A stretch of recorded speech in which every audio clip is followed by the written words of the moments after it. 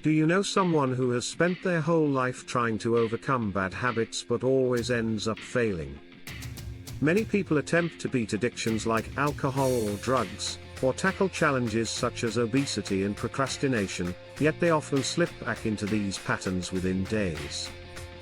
You've probably met someone who swore off unhealthy foods, started a strict diet, and committed to running and gym workouts daily. But when the pressures of life, balancing family, work, studies, and diet, build up, that dedication fades, and they revert to their old habits, sometimes worse than before. This scenario happens frequently, and maybe it's happened to you. But what if there was a method, blending several philosophies introduced on this channel, capable of helping you conquer any bad habit, be it obesity, alcohol addiction, or procrastination? And best of all, it's a simple, manageable system. This method integrates various ideas such as Ikigai, Kaizen, HARA HACHI BU, WABI-SABI, and GAMBARU. I must warn you, though, this approach contradicts many popular productivity and motivation teachings. It involves doing something so small, so seemingly insignificant, that you might doubt its efficacy, until it works. Before explaining exactly how this system operates, I invite you to subscribe, like the video, and comment on the habit you most want to change. I receive many messages from viewers applying these teachings and experiencing real transformations, and I appreciate every one of your stories. This video was inspired by a comment from a subscriber seeking help with obesity, so it's primarily focused on that. Nonetheless, what you'll learn here is applicable across many areas of life. Thanks for your attention. I'm grateful to everyone following this channel. Now, back to the story. The day everything changed, today, I want to share the story of a man named Christopher. At 40 years old, weighing 142 kilos, he was unknowingly deteriorating. Not a bad man, he worked 15 years as a stock manager in a warehouse. He'd wake at 5 a.m. and return home at 7 p.m., supporting a wife and 2 kids. A typical lower middle class man who forgot about his health. His meals.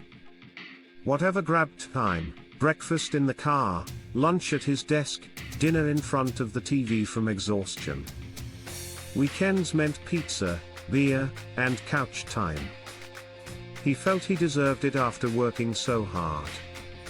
His body showed early signs of trouble, but he ignored them.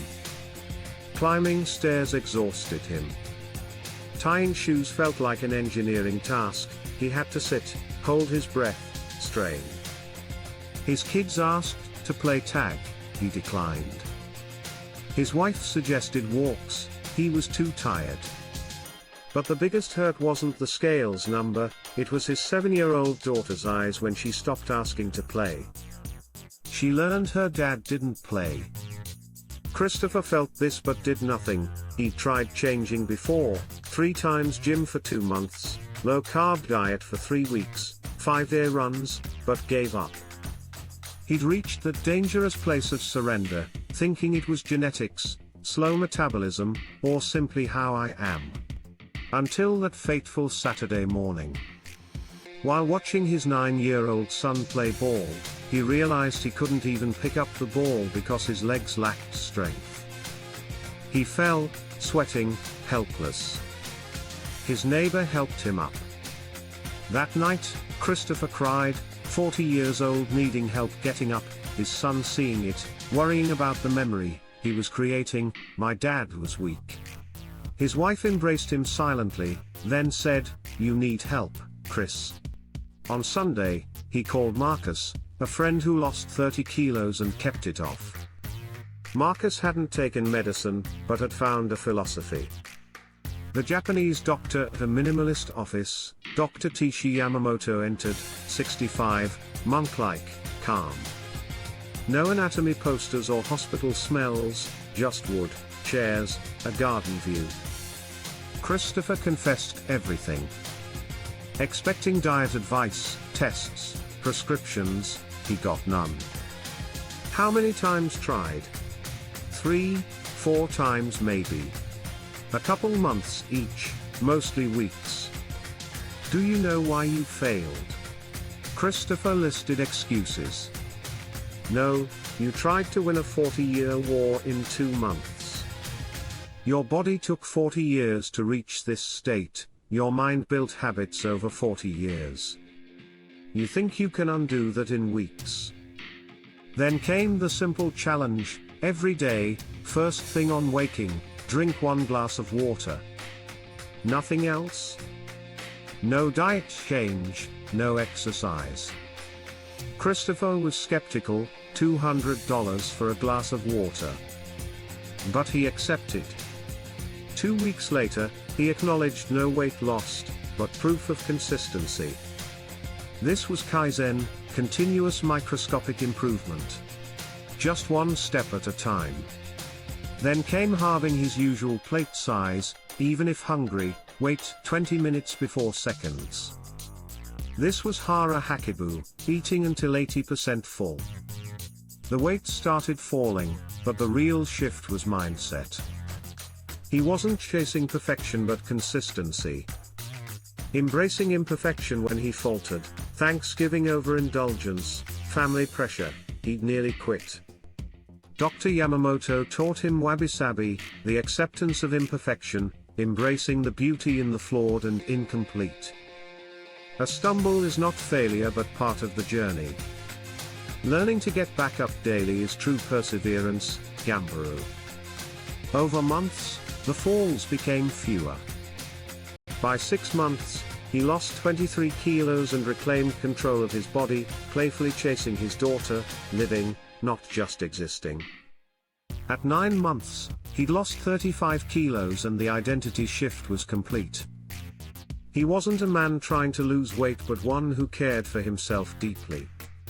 This is the difference between temporary change and lasting transformation. The system's foundation, Ikigai, purpose in life, your reason to live. Kaizen, 1% daily improvement. HARA HACHI BU, mindful moderation. WABI-SABI, embracing imperfection. GAMBARU, persistent endurance. The legacy through 2 years of slow but steady progress. Water, portion control, movement. Christopher rebuilt his life, health, and family relationships. His transformation radiated beyond him, inspired by his example. His children and wife adopted healthier habits. The lifestyle system transcended weight loss, touching all facets of life, career growth, relationships, identity. This story is a testament that meaningful, permanent change isn't about rapid fixes or motivation highs. It's about tiny, consistent commitments, proving that change is possible, one small step at a time. If you're ready to start, pick a tiny habit, one so small it feels silly, like a glass of water or 5 push-ups. Keep it for 2 weeks. Prove to yourself you can keep a promise.